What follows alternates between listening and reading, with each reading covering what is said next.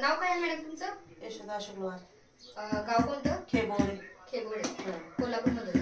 कोल्हापूर. बरं बरं. तुम्हाला शुगर आपली किती वर्षापासून आहे? 4 वर्षापासून आहे. शुगर किती होती तुमच्या औषध घेण्याच्या अगोदर? हे औषध लागायच्या आधी कधी लागलं का 580 होती. बरं 580 होती काय? बरं आता आपला अँटीऑक्सिडंट किती महिने झाले घेताय तुम्ही? एक महिना झाला घेतलाय. आपलं औषध घेण्याच्या अगोदर तुम्हाला जखम झाली होती हाताला? बरं अशा प्रकारे जखम होती ना? होय. हे तुमच्याच हाताची जखम आहे ना? होय होय. बरं आता तुमचा हात दाखवा मॅडम.